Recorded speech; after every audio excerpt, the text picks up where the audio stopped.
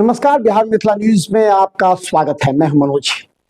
देखिए, 3 दिनों से ज्यादा दरभंगा में ये चर्चा आम हो गई है कि आखिर न्यू मिथिला का जो सैटेलाइट ग्रीनफील्ड टाउनशिप बनाने का जो बिहार सरकार की सोच है और परिकल्पना है, वो किन किन क्षेत्रों में होगा। देखिए, इसे लेकर के नगर विकास विभाग का, चूंकि ये पूरी तरह नगर विकास विभाग का कार्य है और इसी के अंदर ये पूरा कार्यक्रम संपन्न होगा, लेकिन इसमें जिला प्रशासन की भूमिका भी होगी। जो जिला प्रशासन अपने चाहे डीसीएलआर हो, सीओ हो, कर्मचारी, इनके माध्यम से सबसे पहले वो क्षेत्र को चिन्हित करेंगे, जिला प्रशासन चिन्हित करेगी। उसके बाद नगर विकास विभाग उसका पूरा तरह डीपीआर तैयार करेगा। हम आपको बता दें कि इस पूरे तरह ये जो पूरा परिकल्पना की गई है टाउनशिप की, उसमें बहादुरपुर से 19 मौजे को लिया गया है, जो कि नगर विकास विभाग को पत्र आया है। उसमें 19 मौजे को लिया गया और आप समझिए, बता दें, उसके बाद 56 मौजा दरभंगा सदर से लिया गया। यानी सबसे अधिक अगर किसी का मौजा लिया गया है, किसी क्षेत्र को लिया गया, ज्यादा चुना गया है, वो है दरभंगा सदर प्रखंड का क्षेत्र। और 25 मौजा जो है वो कोयटी रनवे का क्षेत्र माना गया है, यानी कि कोयटी जो प्रखंड है उसका क्षेत्र माना गया है। तो आप अंदाजा लगा सकते हैं ये 102 मौजे हैं। लेकिन आप समझिए इस बात को कि ये जो मौजा चिन्हित किया गया है, क्या लगता है कि अभी अचानक बिहार सरकार ने इन मौजों का नाम दे दिया? ऐसा नहीं है। ये पहले से ही पूर्व निर्धारित था, पूर्व कार्यक्रम था, जिस पर तैयारी के लिए राज्य सरकार ने विभिन्न जिलों के जिला प्रशासन, जो 11 जिला जहां बनना है, उसके जिला प्रशासन से वो चिन्हित स्थल मांग ली थी कि आखिर मुझे वैसी जगह चाहिए जहां पूरा तरह एक प्रोजेक्ट बन जाए। देखिए, ग्रीनफील्ड जो सैटेलाइट टाउनशिप बनेगा उसमें कई खूबियां होंगी, ये सभी जानते हैं कि गुरुग्राम और जैसे नोएडा या फिर पटना का ले लीजिए। पटना में भी क्या था, पहले पटना सिटी था, उसके बाद आपको जो पटना का बोरिंग रोड चौराहा, पाटलिपुत्रा, उस तरह विकसित हुआ। उसके बाद सोगना मोड़ विकसित हो गया, पता नहीं लगेगा सोगना मोड़ वही सोगना मोड़ था। इन जगह तो जमीन किसानों की ही गई, किसी न किसी किसान की तो जमीन नहीं होगी। अभी जो कई जगह से विरोध के स्वर आ रहे हैं कि किसानों की जमीन चली जाएगी, तो ये जो जमीनें थी वो किसी न किसी किसानी की थी, चाहे वहाँ जहाँ पर हाई कोर्ट बना होगा या फिर आपको आयकर चौराहा है जहाँ भारतीय जनता पार्टी के कार्यालय आसपास पूरे बने हुए हैं। तो ये जो थी, ये पहले किसी की जमीनें थी जिनको मुआवजा मिला होगा या फिर उन लोगों को लाभ मिला होगा। तो इसी तरह जिस तरह सोगना मोड़ विकसित हो गया, वहां जमीनें अब आसान नहीं मिली, उसके आसपास की जमीनें की रेट दर जो है वो काफी ज्यादा हो गया। इसी के तहत दरभंगा में भी यही होने वाला है। दरभंगा के 102 मौजे जिसका चयन पहले ही सरकार ने जिला प्रशासन से मिलकर कर ली थी और मांग ली थी। पूरी तरह ग्रीन फील्ड है, वहां कुछ नहीं, पूरा खुला चाहिए उस एजेंसी को। देखिए, हम बता दें, ये जो होगा वो उसमें पूरी तरह, ये जो परिकल्पना पूरी तरह चौड़ी सड़कें बनेगी।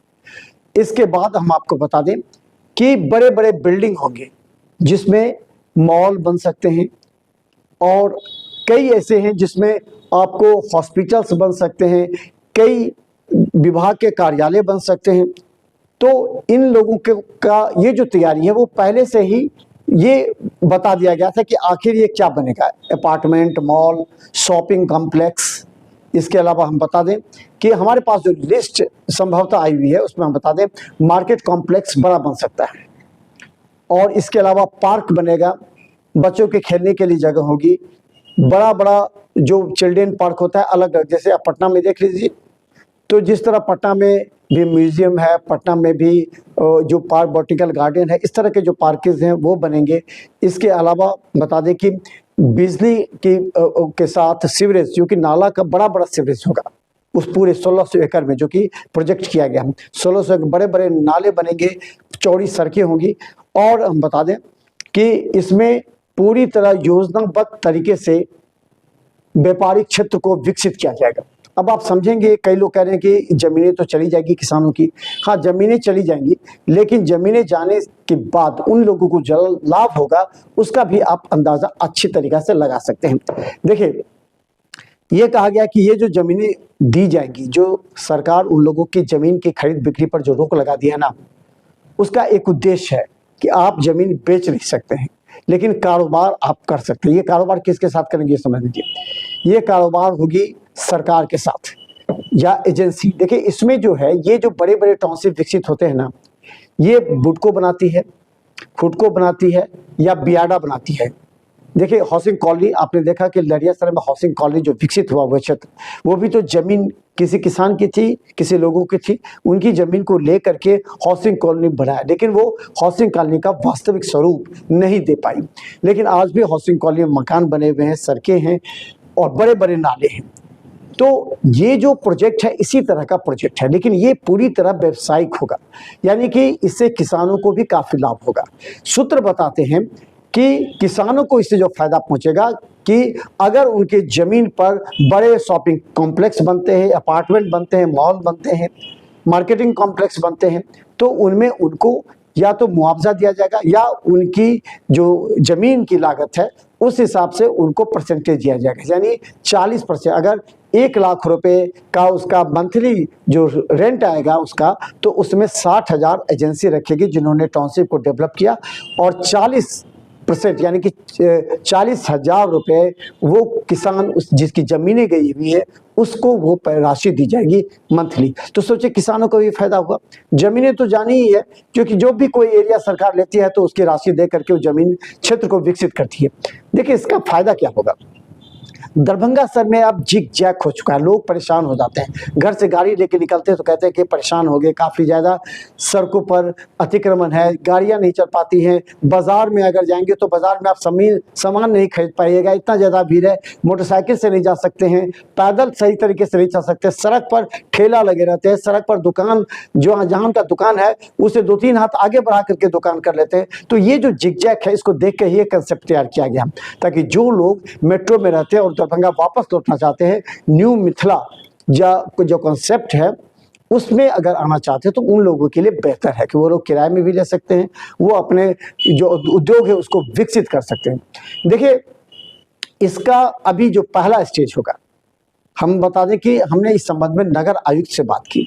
नगर आयुक्त ने कहा कि देखिए, अभी ये प्रोजेक्ट पहले तो लोकेशन को देना, चिन्हित करना था, अब वहाँ से एजेंसी के कुछ लोग आएंगे, टेंडर में प्रक्रिया होगी, डीपीआर तैयार होगा, और देखिए जो एजेंसी के लोग आएंगे वो क्षेत्र का चयन करेंगे। ये सैटेलाइट से उस एरिया को कवरेज किया गया है। बात को समझिए कि जो एरिया पूरी तरह खाली है, कवरेज उसका लिया गया है, और सैटेलाइट से उस इलाके को लेने के बाद उसकी मंजूरी ली गई है।